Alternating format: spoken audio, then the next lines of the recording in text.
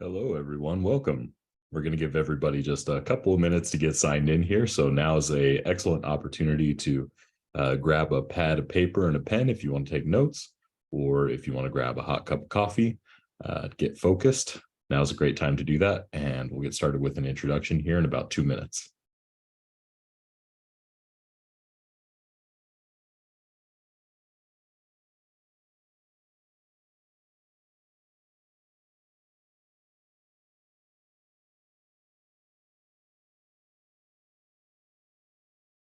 As a note, as we get started here, if you have any questions throughout the duration of today's webinar, you can go ahead and drop that in the Q&A or in the chat, and I will try to get to it in real time. So if we're working on a particular concept, I'll finish instructing on that concept and then circle back to the chat and see if you guys have any questions. So feel free to jump in the chat and participate.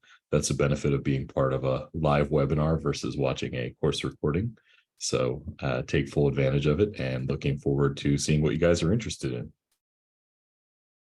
Now, it looks like we're about ready to do the intro here. So if this is your first time to Film Reframed, welcome. That's who we are. We're Film Reframed. My name is Roman Suilla Martinez. I'm the lead instructor and the founder of Film Reframed, and our mission is to teach the power of visual storytelling and composition to filmmakers around the world. So we've worked with groups like CBS and NBC Universal, Caviar, No Film School, developing programs to develop filmmakers and hone their ability to express the ideas in their head, to share their unique perspective and voice, and to do it all through the universal language of images. So today's course, we're going to give you the no holds barred, full, try to pack as much information as we can into this next hour. We're going to make it incredibly nutrient dense. We're not about flimsy sales webinars. We're about giving you real deal information that you can use immediately. We're going to give you so much information, not all of it's going to be able to fit in your head. We might move through some terms fairly quickly. And if you're new to discussing composition and visual storytelling, you might not be aware of the terms. If that's the case, go ahead and drop a question in the chat. But just know we're going to move through some of these core concepts fairly quickly because we want to give everybody as high a volume of information as we can. Now, I'm going to go ahead and share my screen.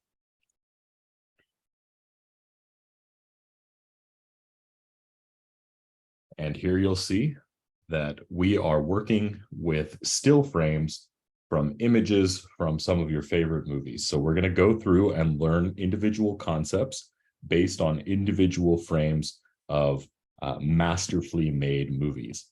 And within that, we're going to do what we call draw over diagrams, which is essentially like drawing over a football play with arrows and X's and circles. We're going to show you the action exactly as it's happening and give you the techniques and the thought processes to be able to execute these ideas in your own projects. Before I get started here, I'm going to look in the Q&A. Got something from Matt that says the chat is disabled. So go ahead and drop your questions in the Q&A rather than the chat.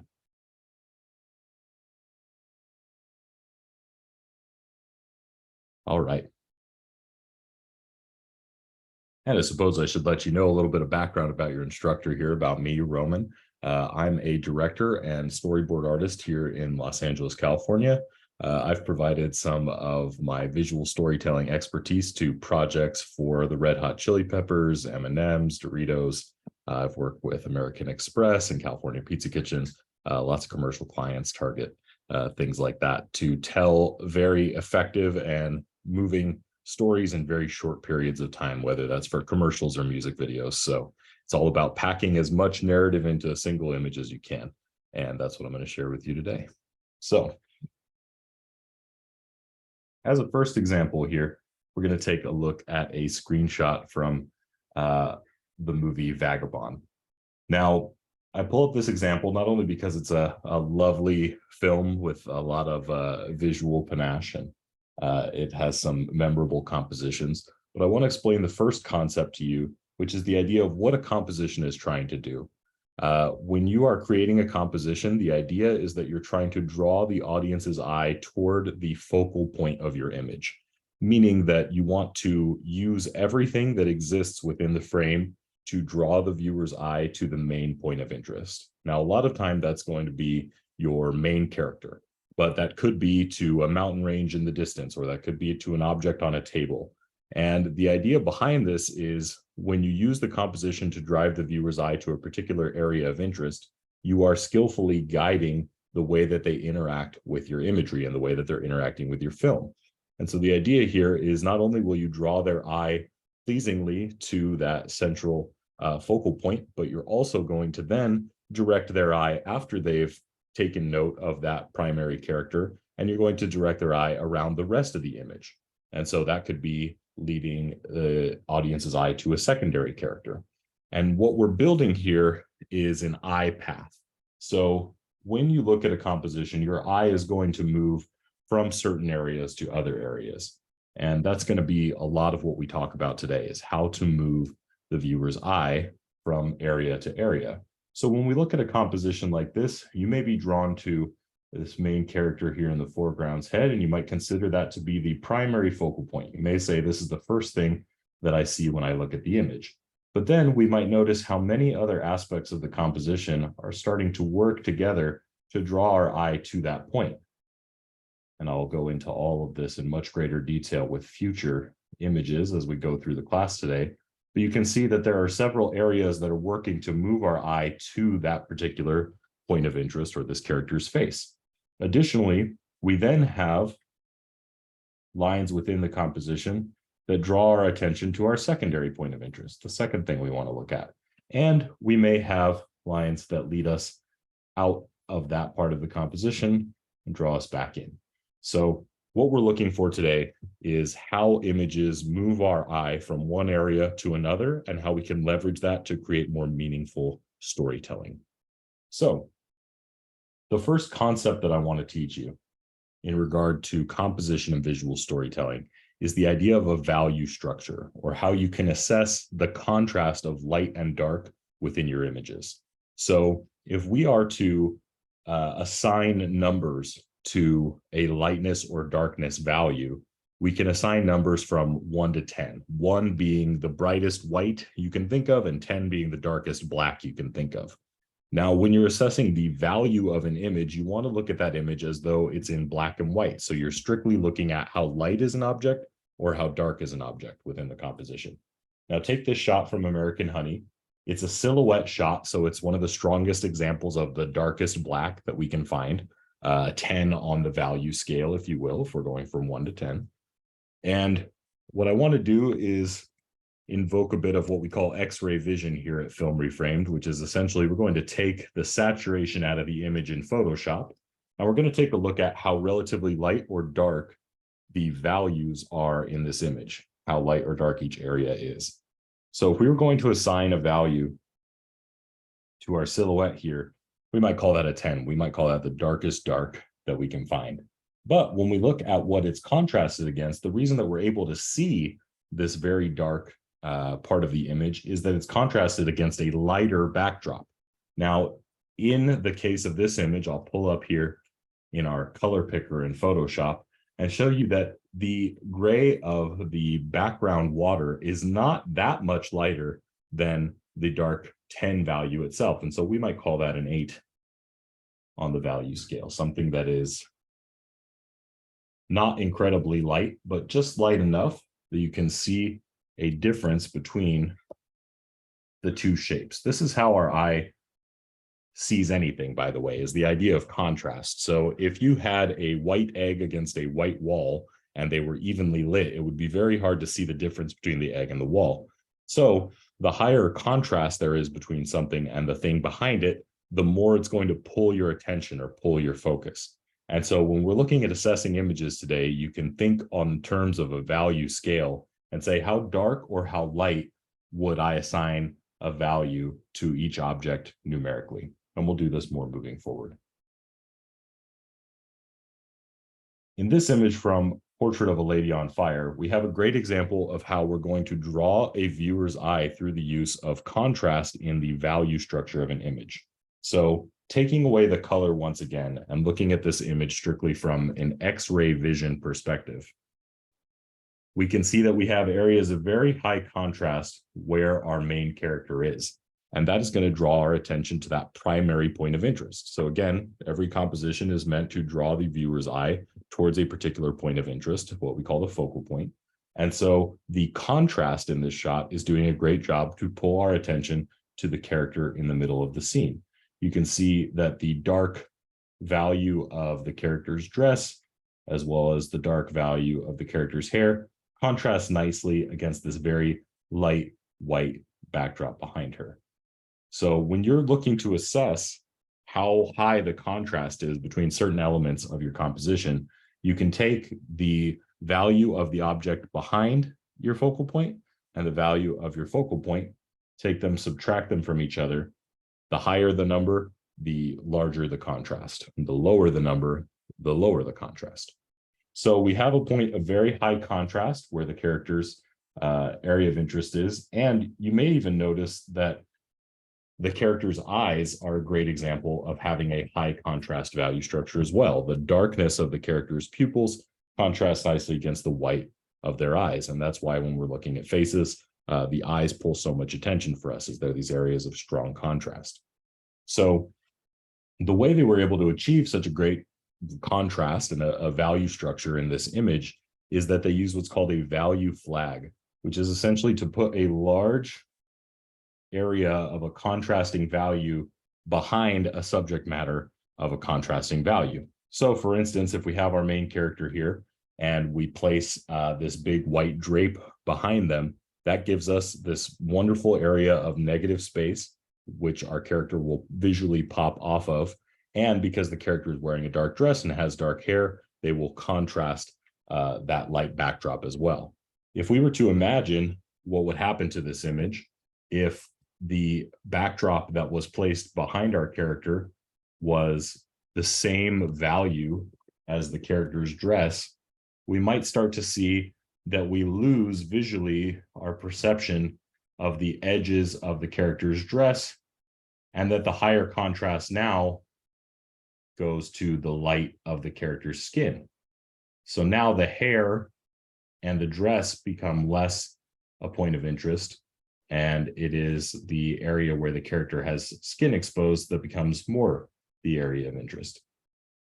And so you can see the visual balance, the contrast of value structure here has significantly changed if we alter the color of the backdrop here. And you can see as I move my slider back and forth from light to dark, you can see how each value affects the way that we feel the image. Something else that you can do, a great way to check your value structure and see if you've got a high contrast focal point to draw attention, is you can squint your eyes. When you look at an image and you're squinting your eyes, you're removing all of the fine line detail, you're removing anything that is a recognizable object, and it allows you to just focus on the contrast. So watch again now with your eyes squinted at this image and feel the difference of how this pulls your attention.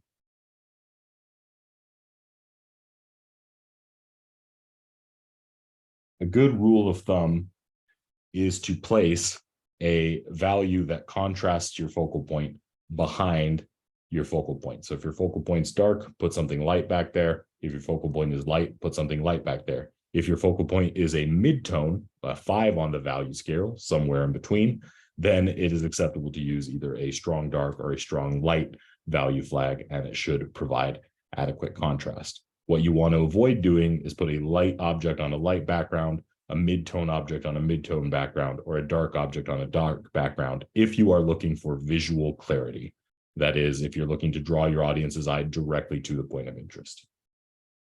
Now, we can see this in action here in this shot from The Beguiled, where we have a mostly dark background with these dark and shady trees, and we have a very bright white dress and white shirt on our main characters. What this does is it takes effectively a wide shot where we have a lot of visual information that we can choose from in the image. There's a lot going on. It's framed very wide so we can see a lot of the environment, but our eye does not have to figure out where to look. It's not in competition with anything else, it's very clear that the thing that we're looking at is these two characters. Imagine if these characters had darker clothing on. They would blend into the backdrop, and the part of the composition that would take more of our attention would actually be the negative space of the sky in the background here, would draw more visual contrast attention than the characters themselves. So when you're working with scouting a location, figuring out the lighting, the time of day that you're shooting, working with your costume designers and your costuming department, it's very important that you take a look at, is this a mostly dark environment or is this a mostly light environment? How much effort will it take to brighten this environment if I want to have my characters wearing dark attire, or vice versa? And so through this idea of contrast, we can very clearly see where we're supposed to be looking within the composition. Now, this is great for individual characters, and as you can see with many of these examples, there's just one or two characters. They're in a very specifically framed environment, so it would be hard to think of looking at anything else before looking at them. However, you can use the idea of having a focal point and then a secondary point of interest to guide the audience through an experience within a single frame. So to show you how that works with a value structure, I'll give you this example from the movie Mikey and Nicky. Now, in this example, you may notice that the highest area of contrast is Peter Falk's silhouette back here against a bright white fridge. It's a pretty high contrast there, looking at about an 8. We also notice that we have a nice high contrast of the bright white shirt of Cassavetes here against the dark shadow on the red wall. So we might say that we're looking at something like this. So we have a nice area of contrast, and generally this entire doorway here is illuminated while the rest of the backdrop is left in shadow. So this is our primary point of interest. This is where we're looking first, right? We're looking in this area. However, because that is the case, it takes us a while to notice that there's another character standing here in the living room, and that this character is going to have an impact on the story. So if the entire room were eliminated, the character in the foreground here might have taken more of our attention because the character is much larger, closer to the camera. We might think that that character dominates the space, and we might be paying attention to her and her motives first. But because the room is in darkness, we're actually focused on the characters in the kitchen first, even though they're much smaller within the frame and less dominant.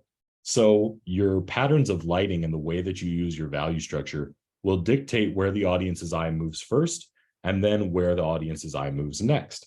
So if you're setting up a joke with a punchline and you want to ask the prompt of the joke first and then have the audience's eye move to the punchline and feel that experience of a laugh, then that's how you might use a primary and secondary focal point. Or if you want to see the look on a character's face before you see what they're reacting to within the same shot, you may want to use the composition's value structure to direct the audience's eye towards the character's face first and have the object or the startling thing they're looking at be a secondary point of interest with lower contrast. So the higher contrast something is, the more likely it is to be the primary point of interest. And the lower contrast something is, the more likely it is to be relegated to a secondary or tertiary point of interest. So again, because we're guiding an audience's eye through an experience, it's very important to be aware of what you are putting in high contrast areas and what you're putting in low contrast areas. And you may notice, again, just reinforcing the same concept that we just learned from Portrait of a Lady on Fire, we would consider this fridge here a value flag because we're putting a very light object behind a very dark point of interest. When we're thinking about value structures, we're also not just thinking about how do we get our audience's eye to our primary point of interest, but we're also thinking, is there a pleasing balance of light and dark within our image? Now, there is a lot of theory around how to provide balance within an image, but one of the great ways that you can do this is to ensure that the audience's eye is not being split on where it is going. So if you have a strong intention of where you're driving the audience's eye, you will have a much higher chance of having that image feel pleasing to a viewer because they don't feel torn or disconnected. And the way that you do that is by having an uneven ratio. So if you have an image that is half dark and shadow and half light, it may be hard to discern which part of that image is going to carry the most weight, or which part of the image you want the audience to look at. It may feel almost too divided and split your attention. So you want to look at something that looks a little bit more like a 70-30 model, where you have either an image with 30% light and 70% dark, or 70% light and 30% dark. And a great way that you can set this up for yourself is to ask yourself, am I looking to make an image that is mostly dark with a little bit of light in it? Or am I looking to make an image that is mostly light with a little bit of dark in it? And this is a way to provide a pleasing balance of values. So when we look at this image from First Cow, again, going into our X-ray vision here, so we can just focus on the value structure of the image, the light and dark, we can see that there's a very interesting division of light and dark within the composition. So we see that there is a very small area of light values here and here, and that the rest of the composition remains very dark. So if we were to make this into some sort of abstract art, rather than making it a narrative image, we would find a very pleasing balance of a big dark shape here,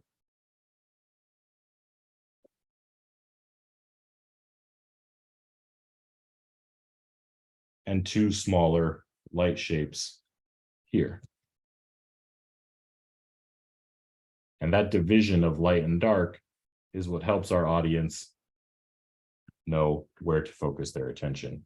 And when you look at abstract art as well, you may go to a museum and look at pieces of abstract art, and you may feel like a piece is overwhelming and out of control, and another abstract piece you may think is calming and pleasing.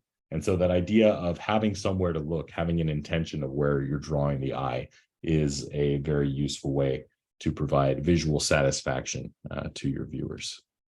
So I see a question in the chat that says, does the spotlight on the couch mean anything extra for that character or no? So let's go back to the image in question here, where we have this scene from Mikey and Nikki. And the highlight on the couch plays an interesting role in moving your eye from one area of the scene to the other. So let's take a look at what happens to this shot if we lose the highlight on the couch, the spotlight, as you're saying. So if we were to put that couch in shadow, it's even harder to really see that there's anybody standing over there. That's very dark. If you squint, that might as well just be a completely empty section of the room, especially if we were to lose the light that's falling on the table and the rug there. There, we nearly lose the character entirely. So having a bit of light to contrast the silhouette of the dark character pulls our eye, pulls our visual attention in the same way that we just talked about having that nice uneven ratio of light and dark. Here we have a great representation of, if we were to break this scene down into simply light shapes and dark shapes, that we would have a big light shape here and two light shapes here. And so if you were to look at this abstractly, squint your eyes so you can see that there's just big light shapes and the rest is dark shapes. Your eye naturally moves from the largest light shape to the next and to the next.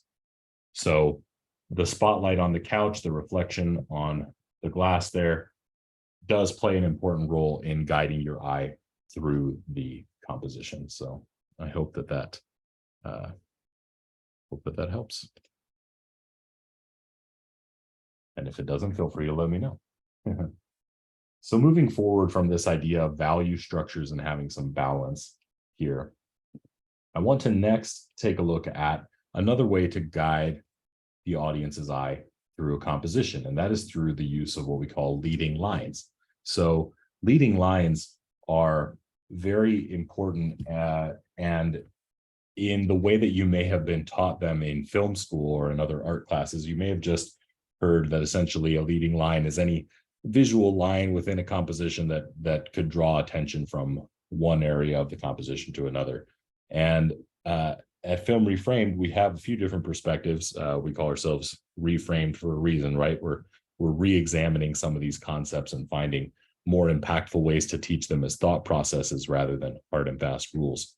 So one of the things that we notice with leading lines in compositions, and as we'll notice in the scene from the movie Point Break, is that there are several dynamic leading lines created by the lines on the wall and the lines on the building to the right and left of the character. So you may see many strong lines moving through this composition.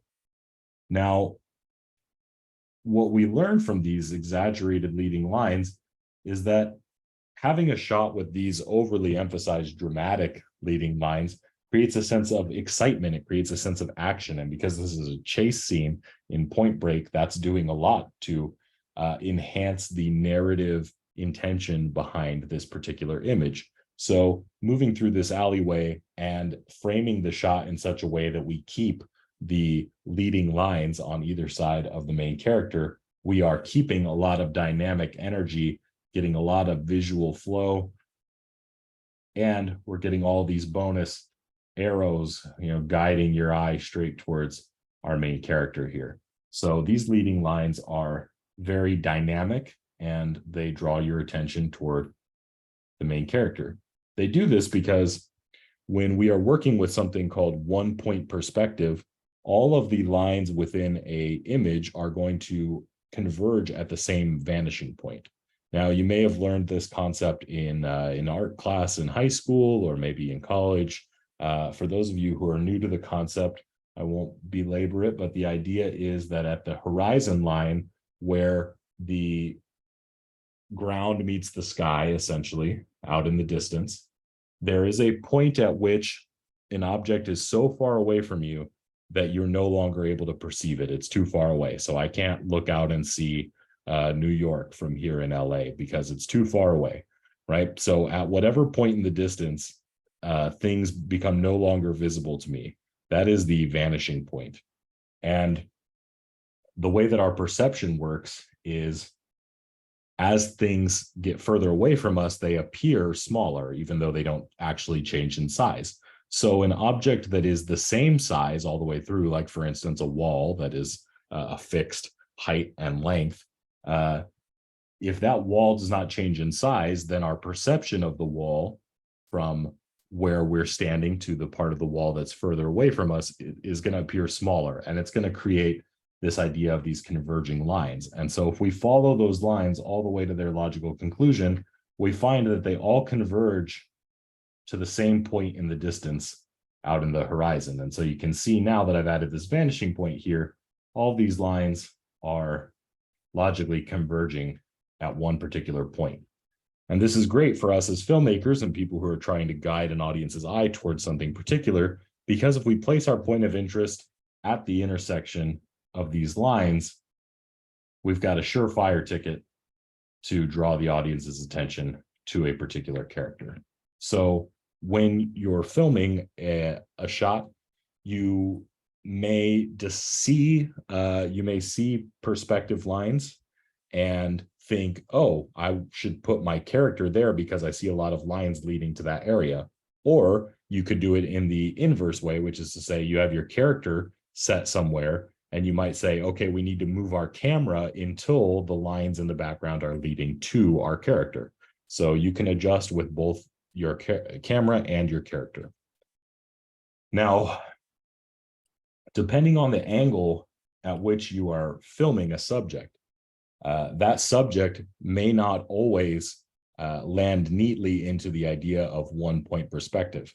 We may end up with two vanishing points and have what's called two-point perspective. So you may remember this from art class, but if you don't, the idea is that if we were to have two vanishing points where we see where the lines in the composition are going, we notice that we have one vanishing point that must be somewhere off screen to our right, and we have another vanishing point that must be somewhere off screen to our left. And we see that all of the lines in this composition will follow one of those vanishing points. So we have lines moving this way that tell us we're going towards vanishing point number 1, and we have lines going this way that are converging towards vanishing point number 2. So you can look at an image when you set up your camera and you ask yourself, where are the lines headed? Where are they converging? And that'll tell you if they're all converging at the same focal point in the distance, or if they have 2 focal points that they're serving from that particular angle. And what you'll notice is, similar to how we directed the viewer's eye towards our main character with 1-point perspective, we can do this by placing our character at the intersection of the 2 vanishing point lines here with 2-point perspective. So if we were to follow these lines to their logical conclusions and we see where they're overlapping, we see that they're all sort of overlapping at this central point here. This is where the 3-dimensional cube, if you will, sort of hits its corner, right? So we think of this as a 3-dimensional cube, right? So this corner here where the 2 vanishing point lines intersect, if we place our focal point on that line, that's a great way to guide the audience's attention inwards towards that point of interest. And lo and behold, right here at the intersection of those 2 vanishing points, that's where our main character's face intersects the composition. So we've drawn our attention to Tom Hanks here in a very nice way using 2-point perspective. And therefore we have many, many leading lines which take our attention towards our main character. So that can be very satisfying use of 2-point perspective. Now, again, same as with value structure, it's all well and good to have one character in your composition and say, okay, we need to move our audience's eye towards that one character. That's not that challenging. But what happens when we need to move the audience's eye around a composition with multiple characters and we need to prioritize who they see first and who they see second? Well, you can use perspective and leading lines to do just that.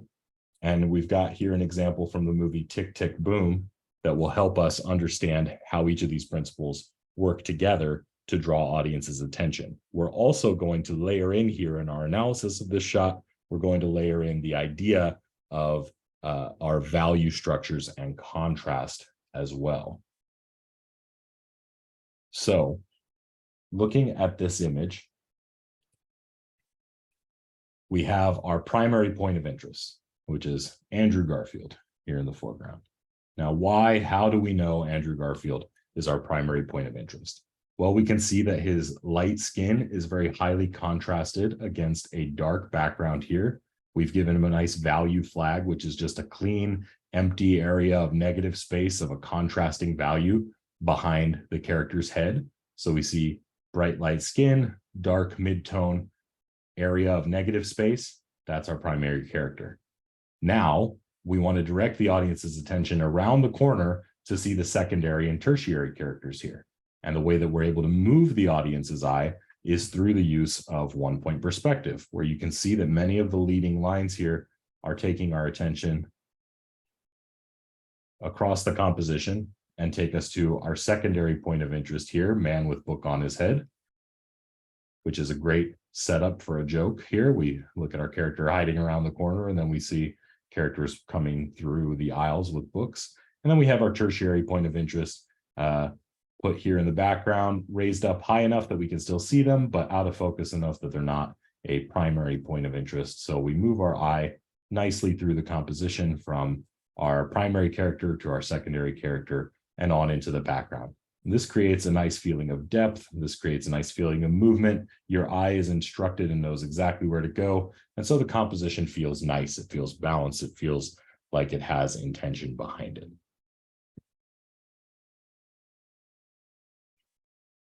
Now, there are other ways to draw attention to your main characters as well, to your primary points of interest.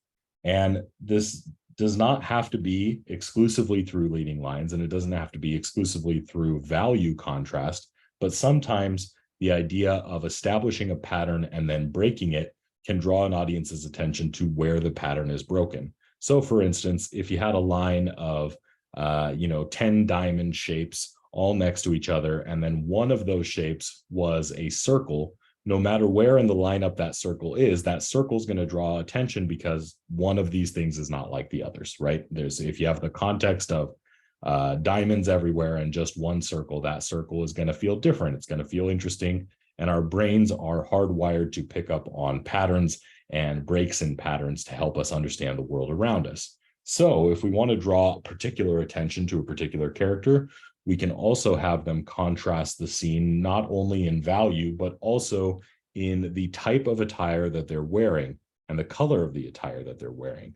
So if we look at this scene from Bend It Like Beckham, we see that we have a team of players that look as though they go together because they're all wearing the same uniform. They all have similar hairstyles and hair color, right?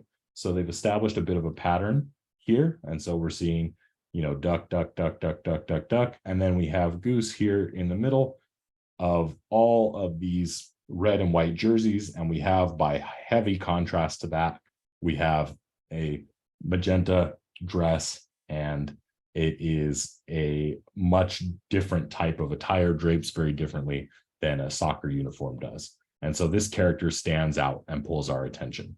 Notice that this character is also surrounded by the pattern that we are wishing to break. So it's not just enough to have the characters maybe around in the background or doing various things in the locker room here, but by circling our character, we're paying even more attention to how different she is within this environment. And so it's a great way to make a visual statement with a character and pull attention directly. Now, the reason we might want to talk about this is because, again, we have multi-character scenes. We want to talk about which character is getting the attention. Where are we drawing our audience's eye to first? And so in a shot like this from the movie Hustlers, we might notice that we have several characters within the scene. In fact, we have 6, with 4 of them facing the camera. And so if you are setting up a shot like this and you've got your actors all set up on the couch here, it may be difficult to feel that the composition has any sort of cinematic intention behind it, any sort of quality that's driving the attention here. So if we are looking to light this scene and we're looking to use light and dark to sort of drive attention, we may notice that the lighting in this shot is very varied. It is moving from an area of low contrast shadow to an area of midtone, and then to an area of higher contrast. And so when you look at this image, even though there are several characters within the image, it's likely that your eye was drawn to one of these characters first, because this character here has a nice dark shadow on them against a light wall, and this character has very dark hair against light skin and a light wall. And so your attention is drawn to these characters on the couch here, rather than looking at every single character within the frame, right? And you no longer have to wonder where your attention is headed, and then your eye can move naturally along the progression of the couch to see the other characters. So if you were composing this shot and your most important character in the scene happened to be this fellow over here, unless you were trying to give him an air of mystery or make it a surprise that he was in the composition, this would not be a great place to put that character. Another way that we can think about this is how we dress our characters and how we pull attention in that way through not only value, but saturation as well. Again, contrast is always what's pulling our attention. So here we have a group of 5 people, and it's very clear who the leader, main character of the group is for a variety of reasons. We have our main character here, Harley Quinn, dressed in very high saturation, very loud clothing, high color contrast. She's got a spotlight as her rim light here. She's very illuminated, bright blonde hair. So she stands out very strongly against the other characters around her who are all wearing very muted colors. They're all standing as a unit, so they all sort of blend together. She's got this nice area of negative space here where we've got nothing around her to really distract us from her face. And we have the other character whose attire blends with her skin, very low contrast, just very dark pants here, all dark hair here. So we have several characters who appear in the shot, but really only one main focus, only one big hero of the image. So when you are looking to draw attention to a character within a group of characters, think about how you're distinguishing that character visually through their attire, through the level of saturation of their clothing, how much space you're giving them in the composition, how much negative space if you're grouping them in with other characters, and look to see what type of attire and what type of color will contrast that character to make them stand out. Again, this idea of setting a pattern and then breaking it, right? A team of soccer jerseys and then breaking that with a beautiful dress, or characters who are wearing sweaters and hoodies versus a character that's wearing a gold overalls and a pink top, right? So we're separating these characters by the way that they're dressed, the way that they're styled, hue and saturation, as well as how high contrast their value structure is.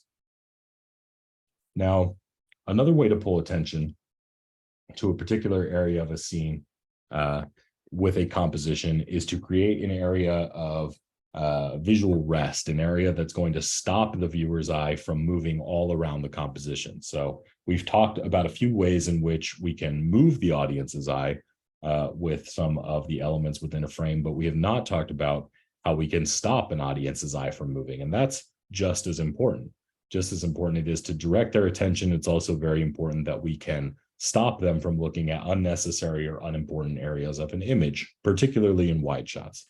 So when we look at this image from the Babadook, we notice that where our characters are positioned in the frame, there is this great vertical element here, which just slices through the composition and really stops our eye from paying attention to anything beyond this point. So we've got this great, just think of it as a big visual stop sign that just stops us in our tracks. So our eye might come in here from this negative space, might go down the side of this house, the sloped hood of this car. We might move in this way, and we find our characters walking here in this area of the image. And as soon as our eye maybe wants to wander and look at what's going on over here on the right, we don't do it because we've got this big pole which drops down into the composition and limits our attention to just this area.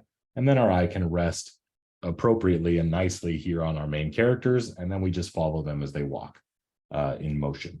So having a nice big stopper, if you will, to direct the audience's attention is just as important as having a leading line which takes your eye to that particular character.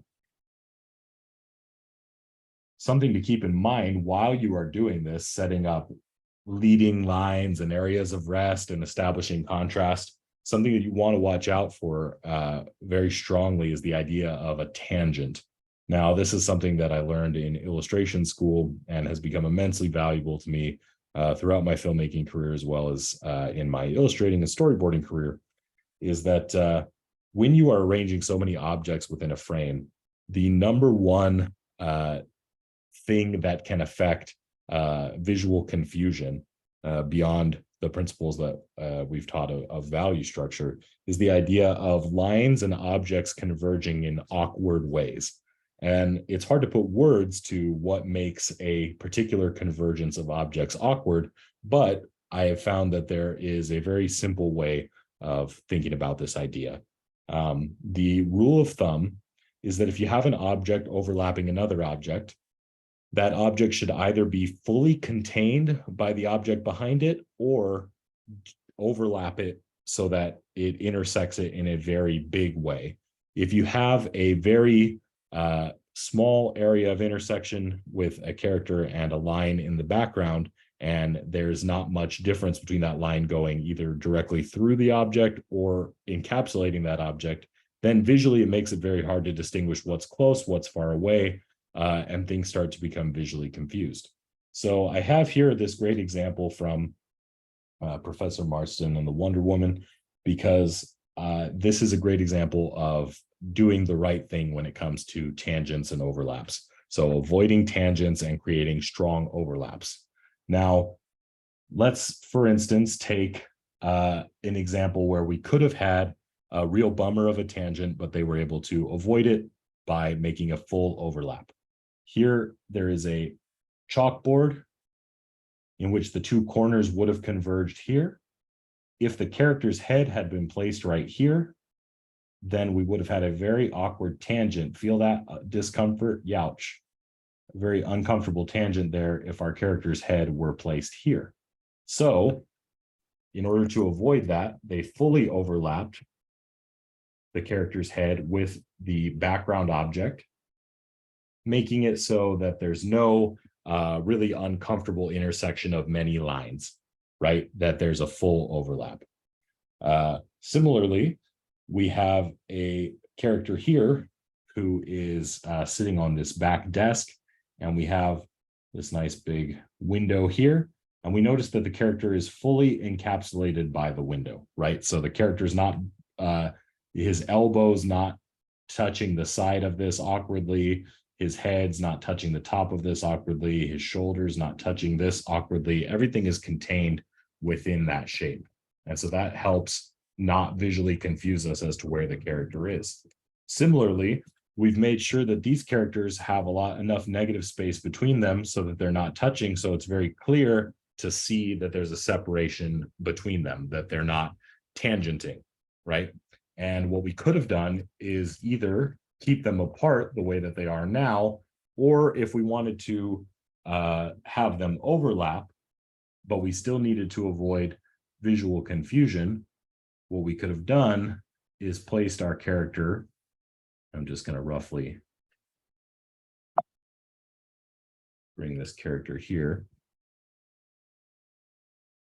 You'll notice that if we put the character right up against the edge of that character's arm, that feels really uncomfortable. Look at this visually.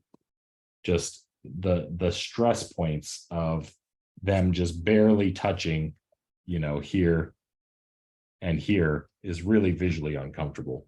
So what we could have done if we wanted to have the characters overlap for some reason is we would then fully overlap the characters so that there's not any question of what's happening visually. And you can see there that then we have a nice full overlap here and nothing is awkwardly pinching together.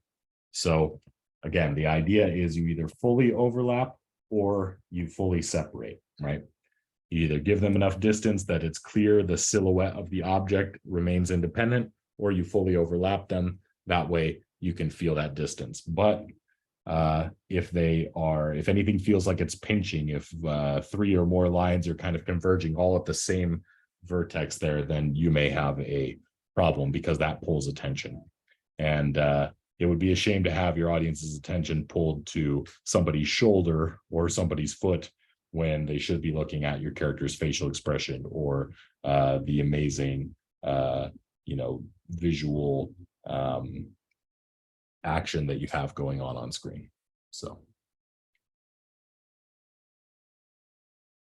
now another way that we can use this idea of overlapping and having visual rest stopping an audience's eye is by framing particular elements within an image. And so you may have heard of this as frame in frame, something like that. But what I like to think of is essentially creating miniature compositions within the larger composition. So a frame in frame doesn't always have to be a window or a doorway or some perfectly designated closed shape, right? What it really needs to be is just a area of the composition that is of a lighter value and an area of a composition that's of a darker value. And when you separate these by foreground, middle ground, and background, you can get a good sense of which plane in the image you're directing the audience's attention toward. So do you want to direct their attention towards what's closest to the camera? Do you want to give their attention to what's middle distance from the camera? Or do you want to focus their attention on what's furthest from the camera? And so in this image here, this value structure leads me to believe that we're intended to focus on the middle ground of the image because that is where the highest contrast is, and that is where we have the sharpest area of focus. Whereas our character's head here in the foreground is put into an out of focus scenario here. So it's much more about how the characters in the middle ground are looking at the character in the foreground than it is about the character in the foreground themselves. Additionally, we have the background characters lending supporting information to the composition, but because we framed the middle ground characters and background characters very nicely, these are the characters that are pulling our attention, and the character in the foreground is sort of taking a back seat to that. So all of these elements are telling a story within this image, and it's important that all of them are there. But there is a hierarchy that you're trying to establish, and there's a way that you want the audience's eye to move through the image. So a frame in frame can be a very useful way to do that. And the way I would say you build a frame in frame is to create a window of a lighter value against a dark value, or a dark value against a lighter value. And that will separate these foreground from the middle ground from the background. Something you can do with images of your characters as well is relate them to what's going on in the background behind them. So this is more of a content instruction rather than a particular principle of composition. But the idea is that you must take into account what's going on around your character when you are framing an image of them, because it in some way in film, everything is intentional. It communicates some aspect about that character. And so there's something very interesting and compelling about this image here from the farewell that makes this much more than just a medium shot of the character. And what you may be picking up on or realizing is that we have a pattern of chairs here, which all have these very swooped backs. And it's giving us a feeling of what we call directional force. It's moving our eye in a particular direction. We're moving diagonally here, right? But when we have our character in the foreground here, we could have picked any particular posture for that character that we wanted to. And what we have is a posture for the character that emulates the same angle as the chairs. It's creating the same swoop. And so it looks as though our character is part of the visual flow, and it makes the shot much more memorable. Now, than just having her sitting straight up or not framing so many chairs in the image. So the filmmakers picked up on a visual pattern and they incorporated their character into the visual pattern rather than disregarding what's going on in the background there. I see a question in the chat here that says, how do you highlight a group of principal characters like the Goonies? So if I'm to understand the question correctly, since we did cover how to distinguish a character from a group of characters, I think the question there might be more along the lines of how do we feature the entire group as a focal point rather than just featuring one character or another. So if I understand that question correctly, we can just go back here to, let's see. We can go back to this image from Birds of Prey here. And so one thing that you can do to unite a group of characters is to overlap them in such a way that they become a single object. So rather than being visually distinct objects from each other, as you notice, we have some separation here between these two characters. We have big separation here. What we could do is visually stack these characters together. So I'm going to do a little bit of Photoshop attempted wizardry here to sort of give you a sense of how this might work. But let's say we wanted to focus on this group of characters and we're trying to make it so that not just one character stands out, but that the group feels like the thing we're trying to focus on, right? So what we may want to do is organize the characters in such a way that they're all overlapping so that there's not visual distance between them. And if you guys have attended any of our previous courses, you may remember or be familiar with an example where we sort of took a look at how some of the Marvel movies fail to create a sense of unity or teamwork because they visually separate their characters from each other. And so they feel like they're all individualist and not on the same team. So one of the great things about overlapping characters here is that they very literally become one compositional unit. They're no longer individuals. They're no longer in their own worlds. They become, you know, if these were abstract shapes, right, you would treat that as one big shape in a two-dimensional space, right? Because it's ultimately the frame of an image is two-dimensional in film. So even though you're filming a 3D world, you're stuck with sort of a two-dimensional image. And so that flattens everything out. And you can think of things compositionally more as two-dimensional artworks or paintings. So here we have a group of characters now. We've closed the distance between them so that they appear more as a group, but you'll notice that we still have the issue of Harley Quinn here being mostly grabbing the attention from the other characters, and that's because we still have a change of lighting around the character, a different hairstyle, and costume that does not match the rest of the group. So one of the first things I would think to do is to make sure that the attire of the team is more uniform. So that doesn't have to mean they're wearing the same clothes. Like she could still be wearing this, overalls and top combo, but maybe we should try looking at toning down what color these objects are. So for instance, if we were to give her some navy blue overalls, and if we were to take her shirt and tone it down a little bit here, we could take down the overemphasis on this character, remove some of this patterning here. And this character is starting to become more part of the group. But you might notice that, okay, we might want to bond this group together in other visually significant ways. So maybe because, let's say Harley's wearing a lot of jewelry, maybe we would want to style some of the other characters with a bit of jewelry as well, just to give them these little hints of gold so that the team is all looking like there are some visual connectors between them, right? And so maybe there's like buttons or something, shared color indicators across the board here. We might also want to simplify the mallet here so it's not drawing so much attention. Then the other thing we would want to do is visually not separate them within the background. So here we have a separation where there's a strong pink color behind Harley, but the other characters are surrounded by just a red color. So what we might want to do with our lighting is unify the backdrop so that everybody in the scene is getting a more uniform treatment and they feel much more like a group together. So this is starting to pull them together.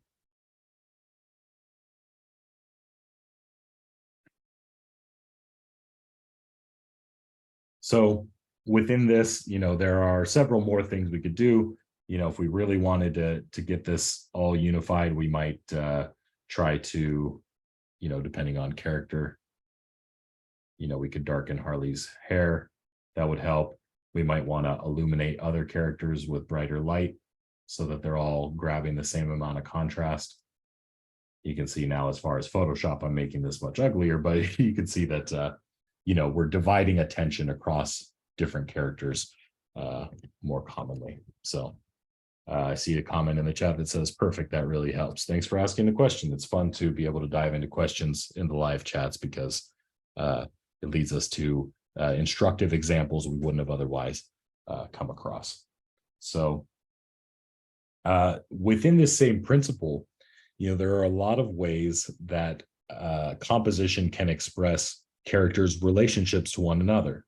And so you can see here in this example from the movie Lady Bird here that we have a mother and daughter character who are at odds with each other throughout the film, but they also share genetics and they share thoughts and ideas. And even though the daughter is rebelling during this time period in her life, near the end of the film, she comes to recognize the bond that she has with her mother and maybe what was, the flip side of that experience too. And so in a movie that is really focused on looking at the similarities and dissimilarities of the main characters here, the mother and daughter, it's interesting to have a shot of the characters that mirrors each character on either side. So we're invited compositionally to compare the characters to each other.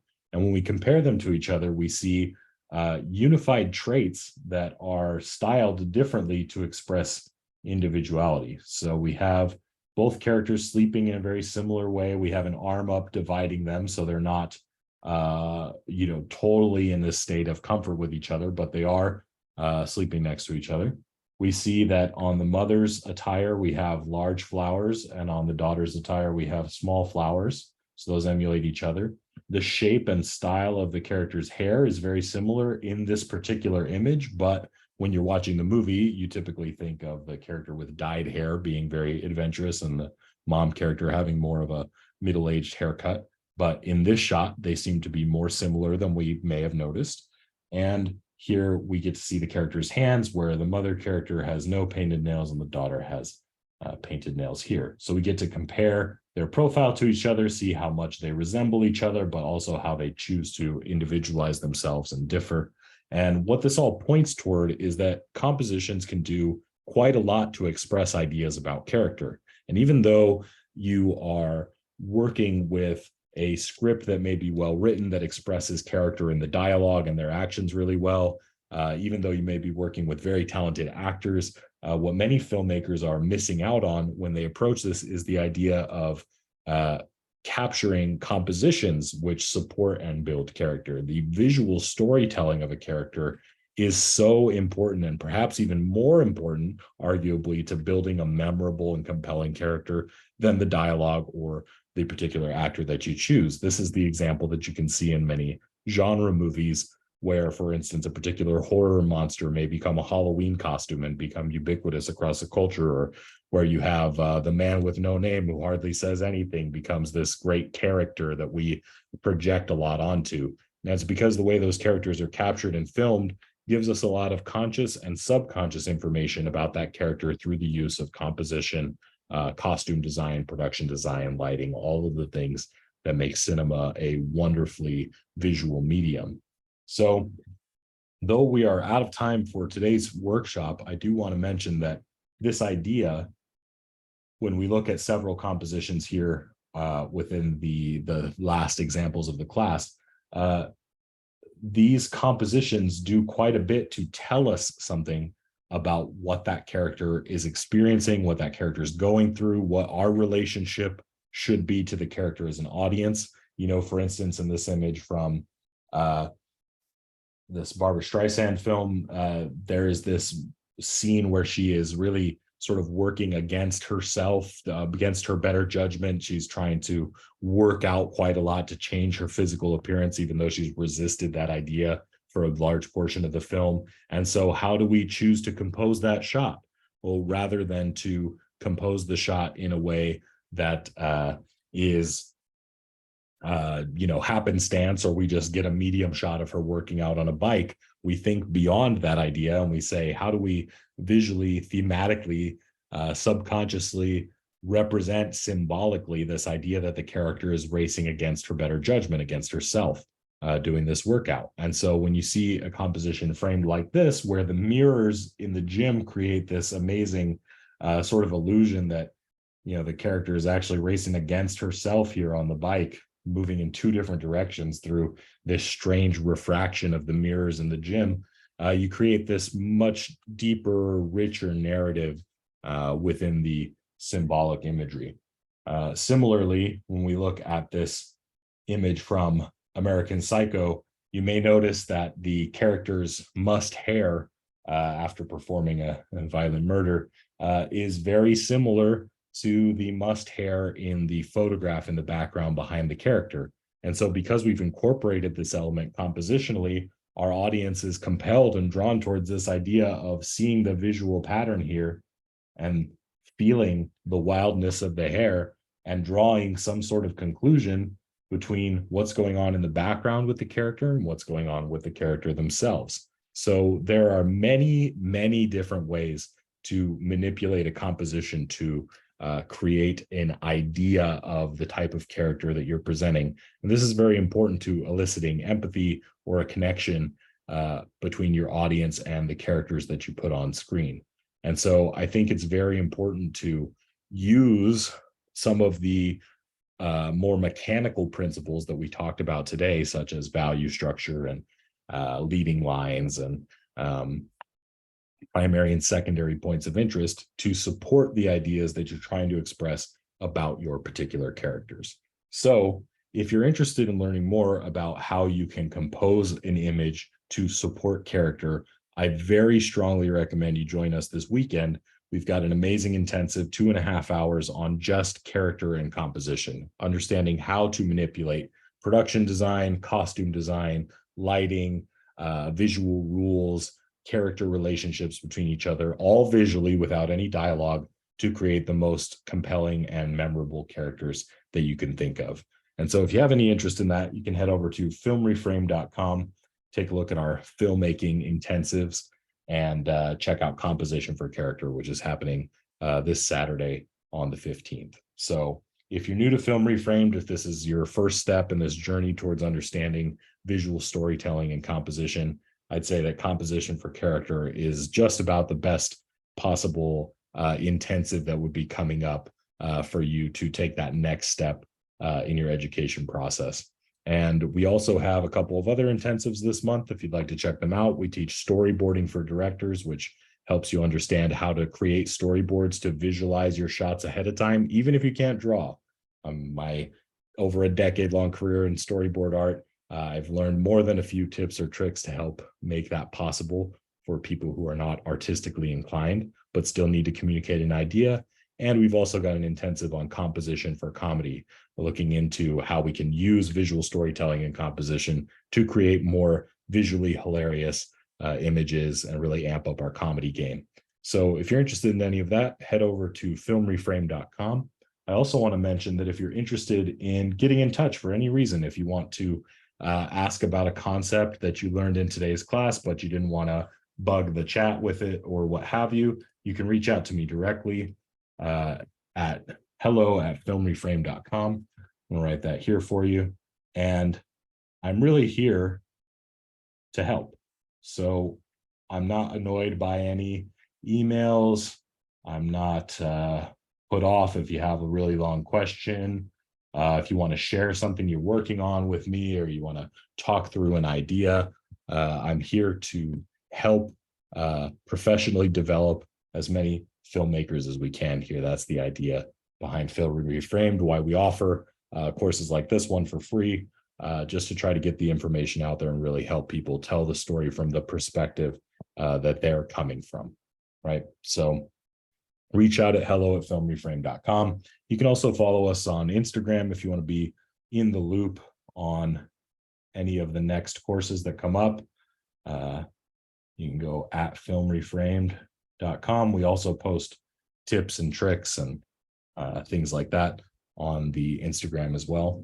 And hopefully all of these resources can be of value to you in creating your next project. So if you have any questions about how to actionably take these techniques and bring them to your specific project that you're working on, that's a great reason to send an email and reach out. So thank you all so much for taking the time to be here live and ask questions. I have a couple of questions which ask, will we get the recording of this Zoom via email? I got a question earlier, will there be a replay of this masterclass? Yes, if you've registered for this course, you will be getting a email which contains the course recording. So you can go back, and if we move through this information at a fast pace, you can look back over it and sort of absorb it more deeply.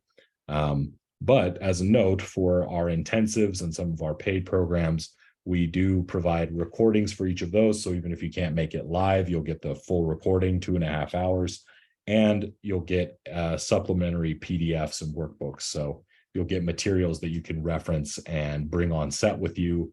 Sometimes we do digital templates of, for instance, shot listing approaches or pre-production approaches that are editable documents online.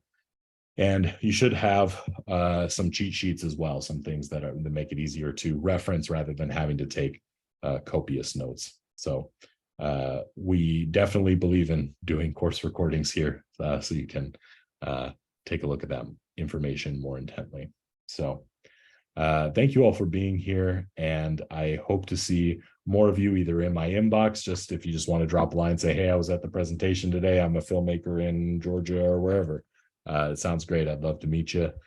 Stay in touch on Instagram, and hope to see you in a future Film Reframed intensive. So thanks for all taking the time, and look forward to seeing you next time. Have a great rest of your night.